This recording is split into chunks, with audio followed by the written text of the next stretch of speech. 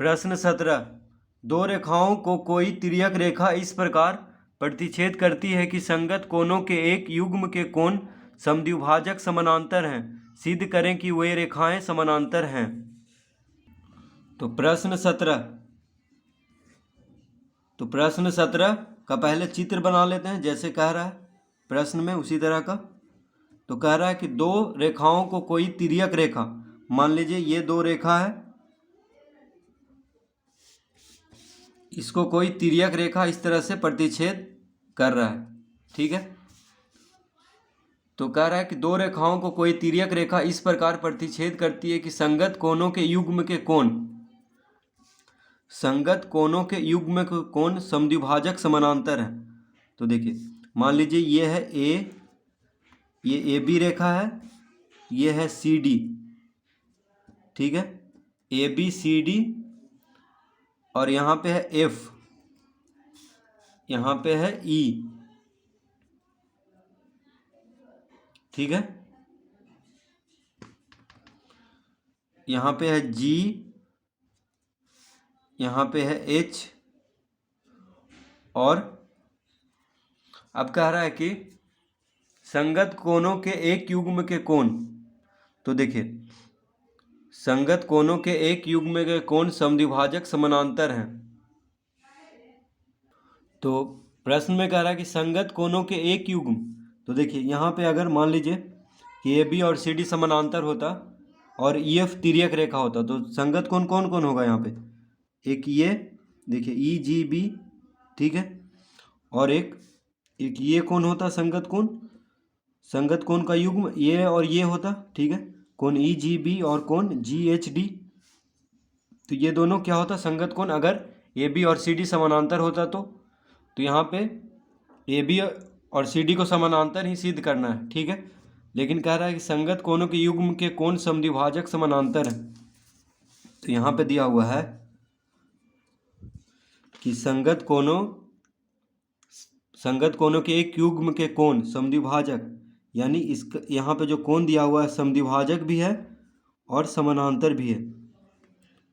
तो इसको नाम दे देंगे एम और इसको नाम दे देंगे एल, इस तरह से इसको नाम दे देंगे। तो अब कह रहा है कि संगत कोणों के युग्म के कोण समद्विभाजक समानांतर है, यानी जीएम जो रेखा है वह इस कोण को आधा आधा में बांट भी रहा है और एलएच के समानांतर भी है, ठीक है, एलएच के समानांतर भी है।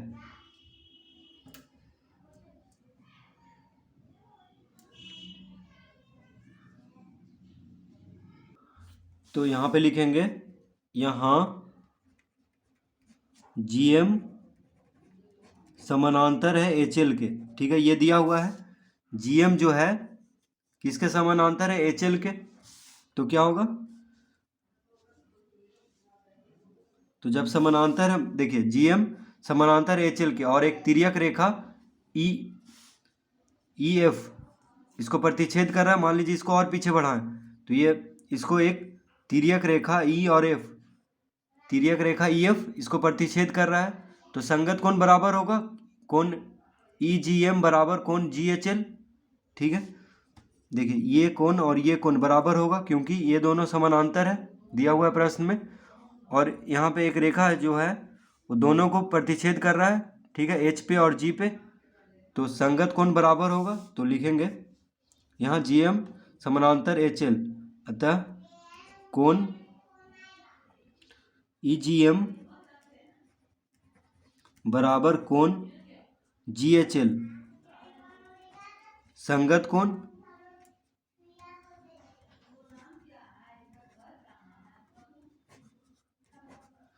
तो संगत कोण से कोण ई जी एम बराबर कोण जी एच एल, देखिए कोण ई जी एम बराबर कोण जी एच एल, ठीक है।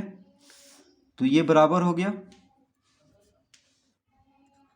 तो इसको पहला लिख लेंगे,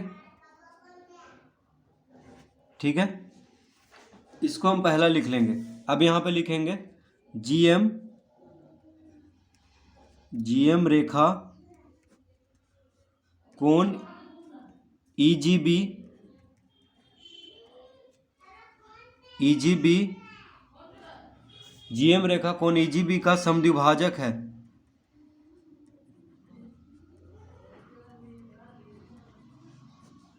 समद्विभाजक है। तो देखिए जीएम जो रेखा है कोण ईजीबी का समद्विभाजक है। तो समद्विभाजक क्या करता है, जिस कोण का समद्विभाजक है उस कोण को आधा आधा में बांट देता है। तो कोण ईजीएम बराबर कोण एमजीबी हो जाएगा। ठीक है, ईजीएम यानी ये ऊपर वाला कोण बराबर हो जाएगा एमजीबी के, यानी इस कोण के। ठीक है, ये दोनों कोण आपस में बराबर हो जाएगा क्योंकि समद्विभाजक है जीएम। तो लिखेंगे यहाँ पे कोण ईजीएम बराबर कोण एमजीबी बराबर 1/2 कोण ईजीबी,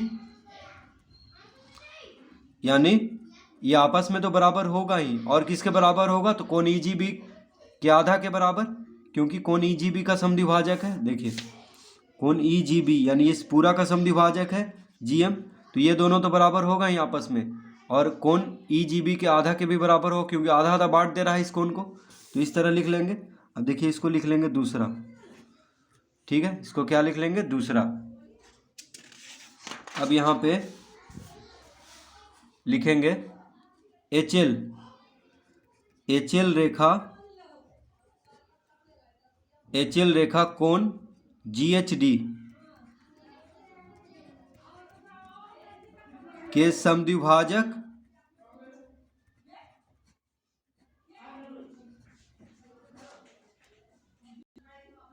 तो एचएल रेखा जो है कोण जीएचडी के समद्विभाजक है। देखिए एचएल जो रेखा है, एचएल कोण जीएचडी के समद्विभाजक है। जीएचडी यानी इस पूरा कोण के समद्विभाजक है। तो ये कोण और ये कोण आपस में बराबर होगा। ठीक है, तो एचएल क्या कर रहा है, इस कोण को आधा आधा में बांट दे रहा है, तो इस पूरा कोण के आधा के भी बराबर होगा ये दोनों कोण। तो लिखेंगे यहाँ पे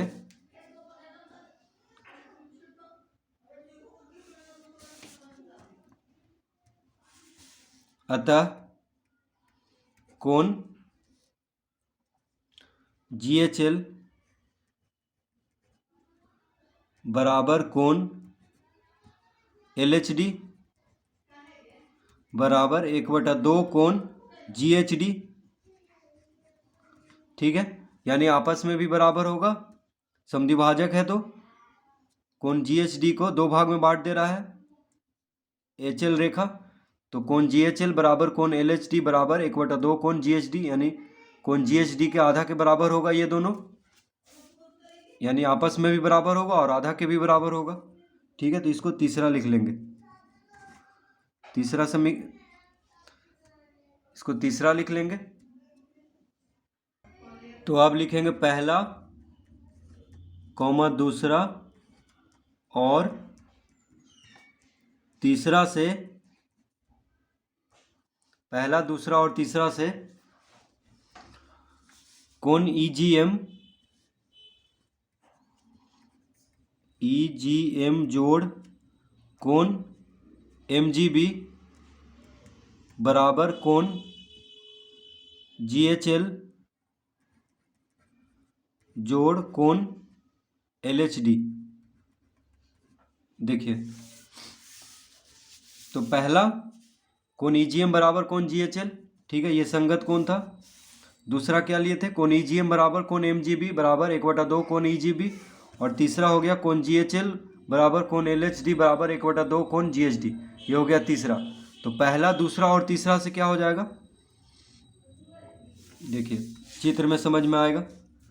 तो कोण ईजीएम जोड़, ईजीएम मान लीजिए इसको हम पहला लिख लिए, ठीक है, तो कोण ईजीएम जोड़ कोण एमजीबी यानी दूसरा, तो पहला जोड़ दूसरा बराबर हो जाएगा तीसरा जोड़ चौथा के। ठीक है, तो कोण तीसरा का नाम है कोण जीएचएल और कोण चौथा का नाम है कोण एलएचडी। ठीक है, तो पहला दूसरा को जोड़ दें तो बराबर हो जाएगा तीसरा चौथा के योग के। ठीक है, क्योंकि पहला और तीसरा तो बराबर है संगत कोण से। देखिए जिसको हम पहला लिखे थे कोण ईजीएम बराबर कोण जीएचएल, तो इसीलिए पहला जोड़ दूसरा बराबर तीसरा जोड़ चौथा, तो इसको इस तरह से नाम देंगे। कोण EGM जोड़ कोण MGB बराबर कोण GHL जोड़ कोण LHD। अब देखिए ये दोनों कोण को जोड़ रहे हैं तो क्या हो जाएगा, EGM जोड़ MGB हो जाएगा EGB, तो कोण EGB बराबर कोण GHD। देखिए पहला और कोण और दूसरा कोण को जोड़ दें तो ये पूरा कोण हो जाएगा, यानी ये पूरा कोण EGB, और तीसरा और चौथा को जोड़ दें तो कोण ये पूरा कोण हो जाएगा यानी GHD। तो कोण EGB बराबर कोण GHD, तो अब लिखेंगे किंतु ये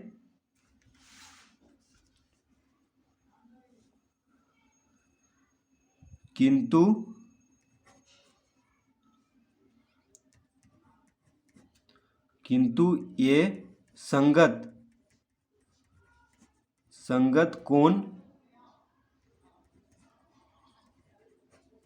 है, किंतु ये संगत कोण है, अतः AB समानांतर CD। तो यही सिद्ध करना था कि रेखाएं भी समानांतर होंगी, यानी AB समानांतर CD होगा। देखिए तो पहला दूसरा को जोड़ने पे किसके बराबर है, तीसरा चौथा के जोड़ने पर, ठीक है। तो पहला और दूसरा को जोड़ेंगे यानी कोण EGM और कोण MGB को जोड़ेंगे तो कोण EGB हो जाएगा ये पूरा बड़ा वाला, ठीक है। तो ये कोण EGB बराबर हो जाएगा कोण GHD के, यानी ये पूरा। तो ये दोनों कोण देखिए AB भुजा में और CD भुजा में दोनों सटा हुआ है और तिर्यक रेखा में भी, ठीक है। तो ये संगत कोण हो गया, ये संगत कोण हुआ, तो AB समानांतर होगा CD के। तो यही यहाँ पे सिद्ध करना था कि सिद्ध करें कि वे रेखाएं समानांतर हैं, ठीक है। तो वे रेखाएं मतलब AB और CD का यहाँ पे बात हो रहा था, ठीक है। तो AB और CD को इस तरह समानांतर सिद्ध करेंगे, तो इसको इस तरह से हल करेंगे, एक बार देख लेते हैं।